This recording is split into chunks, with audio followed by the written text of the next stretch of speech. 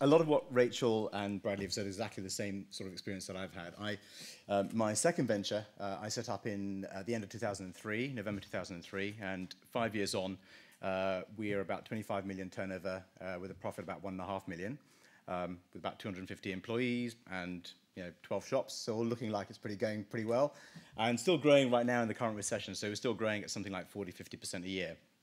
However, that's not the first business that I launched. So the first startup that I had was I was 1995, I was 27 years old. I was one of those dreaded ex-management consultants that Rachel hates. And like a lot of management consultants, I thought I knew what running business was about, and I didn't know anything about it at all. So I literally just had an idea that it would be great to sell furniture through a catalogue.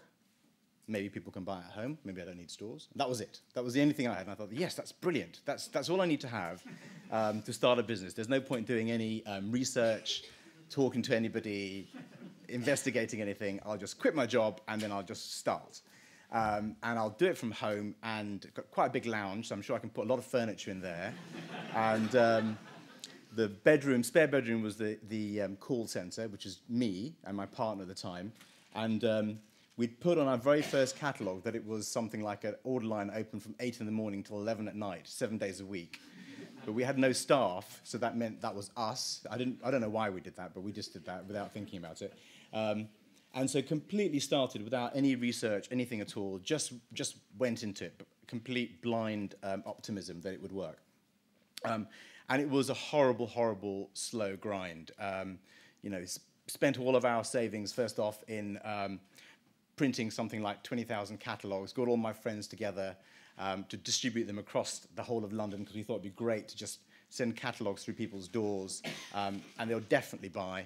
So I got everybody I knew together. We spent about 3 or 4 weeks distributing these catalogues. I went back to my bedroom and just sat and stared at the phone, and it didn't ring once, ever. And we sat and stared, and then after about 3 days of literally nothing, one person called up, and he wanted to pay by Amex, and that was the only thing we couldn't take. So we just took the order, because we thought, well, we just can't turn this away. We'll just give him the stuff, just from clearing some space in the lounge. We didn't buy any packing tape. That was the first thing that we just realized. We hadn't bought any packing tape at all, so it wasn't very well planned. But I think one of the things about entrepreneurs, and one of the things that you guys have to have, is you have to have a little bit of a psychotic optimism, that anything that goes wrong, you can overcome. And this is one of the things I think I usually recommend to people, that they shouldn't start businesses, because if you're working in a nice, comfortable office environment, and you don't have to think about how things happen, how the loo rolls turn up, or how people get employed, or contracts, or what happens, somebody sues you, and all that sort of stuff, and you want to step out of that, it's a really, really difficult and tortuous journey. And the only person that will get you through it is yourself. So you do have to have a little bit of just an absolute need to start a business, otherwise you will die. And that's what you have to feel like, because it's so competitive and it's so difficult that you need to get through that.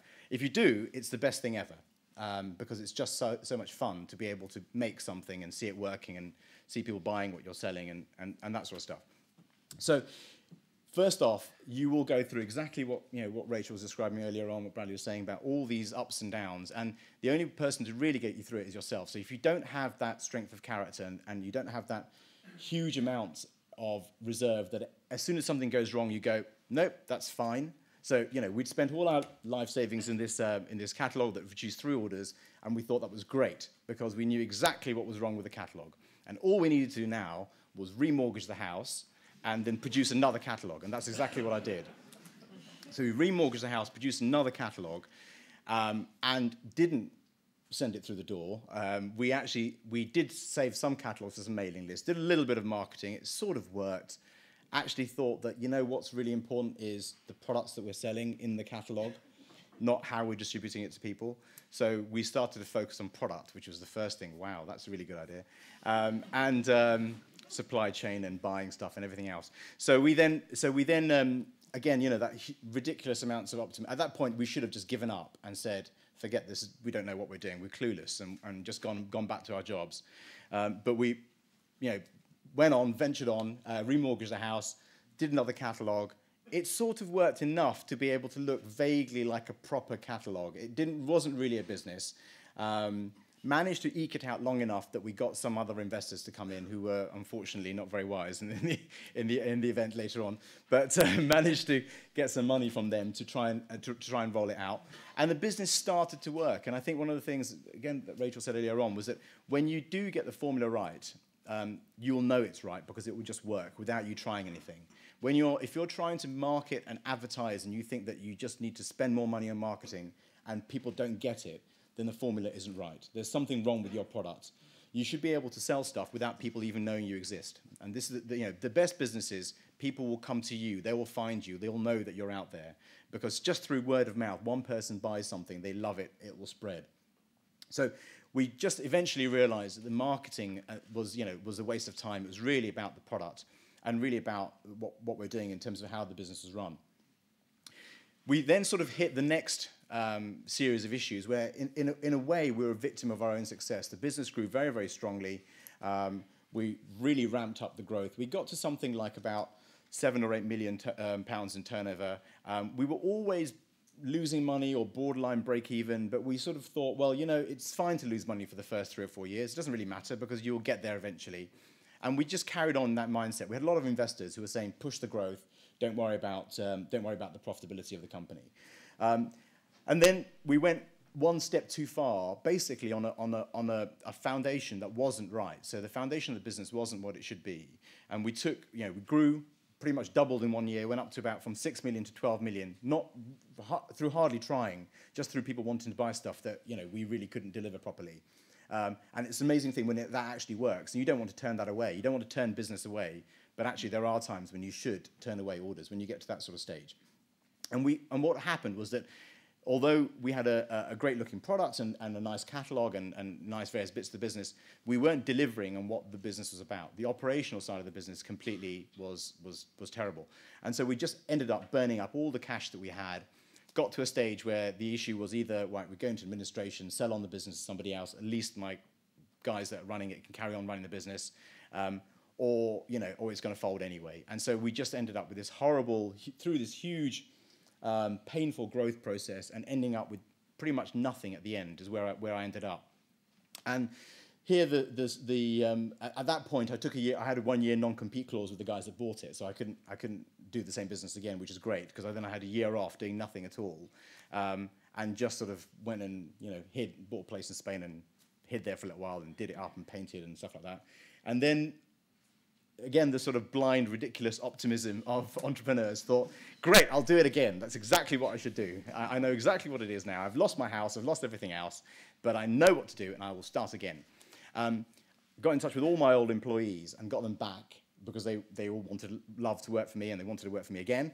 And they were all astonished that I wanted to start again. They thought it was the most ridiculous idea ever, having been through all the pain of that sort of business. But I think the thing was that, thankfully, I did actually learn something along the way. And we really sat down and said, well, what is it that makes a business like ours successful and what doesn't make it successful and what can we learn going forward? And I think some of the really fundamental things about business that we learned along the way. The first thing is ideas are not everything. Ideas are not what makes a great business. It doesn't matter if your idea is okay or a reasonably good idea, that it doesn't automatically make a brilliant business. Execution makes a brilliant business. So businesses that do something really, really well, even if it's a very simple idea, are the ones that will win. So we were so poor execution, and execution for our business meant buying the products at the right time, at the right price, getting them to customers on time, not having them damaged, having good customer service, having great new products, being launched all the time that were the right price point, weren't too expensive or too crazy. Those are the things that were really important. So, second time around, we said actually it's the operational side of the business that's most important. It's the warehouse, more than We're probably all marketing people, all those, these are the sort of people that we are. We love ideas, business, and all that sort of stuff. But actually, when you start running a business, what you find is the original idea almost is irrelevant. It doesn't really matter. What comes in is people, how good you are at recruiting, motivating, and driving your staff. Finance, lots and lots of it, cash flow, P&Ls, all that sort of stuff, all ratios, all things that you probably find really boring. And the boring operational stuff, the guys that get the stuff out the door, the guys that deliver things, the guys that work in the shops, or you know, all the sort of operational stuff, that's the very non-glamorous part, but actually that if it stopped, your business would stop. Whereas if your marketing stopped, your business wouldn't stop because people like your product and will come to you anyway. So second time round, we actually completely opposite, in completely opposite way, did almost no marketing to start off with. We just focused very much on what customers want. You know, what do they want in terms of service?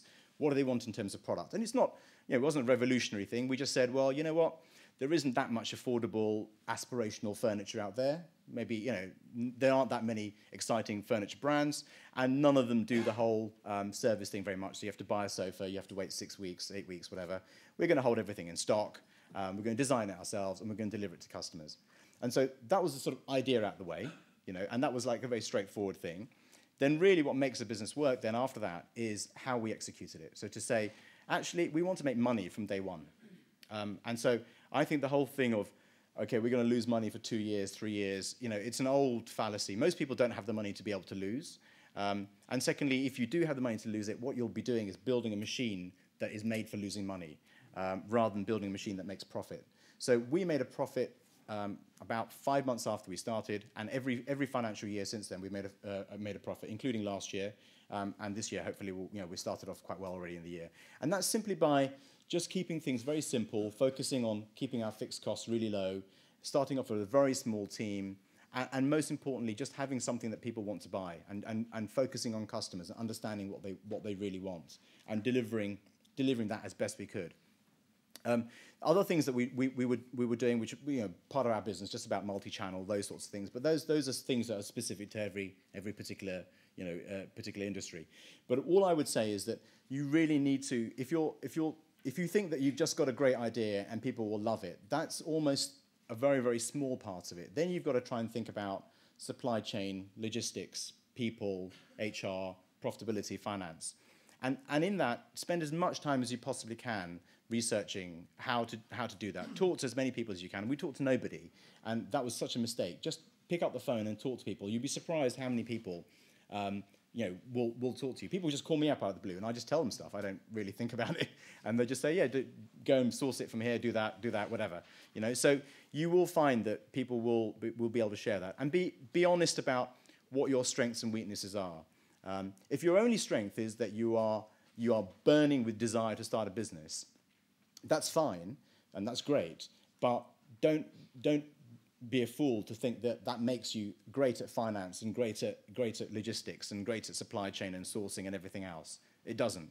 You need to either learn those skills yourself very quickly, don't abdicate them, and also you probably need to have people around you that will help you do those things, whether they're mentors, advisors, investors, employees eventually.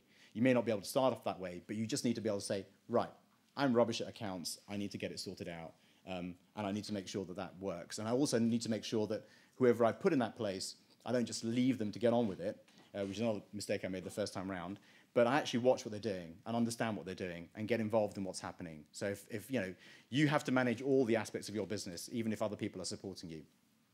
So I would say that, you know, it's a really, really hard slog to get through it. And most people, I think, where they fail is that they're focused too much on the idea, not enough on really boring things like cash flow and profitability and just keeping customers happy. And also, the other thing I think that we did the first time round is that we had lots and lots of sort of holy cows that we wouldn't give up. So we would always say, that's really important. That's about our, you know, we have to have that. Don't believe in that. Try something, and if it doesn't work, scrap it, start again. If your original idea doesn't work, scrap it, start again. You know, just don't be wedded to, we have to do it, because I thought it was going to be, I was going to make, I don't know, chicken sandwiches. I can only make chicken sandwiches, and that's nothing else. That's what we're about. Well, if it's not selling, make something else. You know, so just reinvent, learn from your mistakes, so that you don't get so stuck in a rut as we did. That you end up not being able to change at all. Thank you very much. Thank you.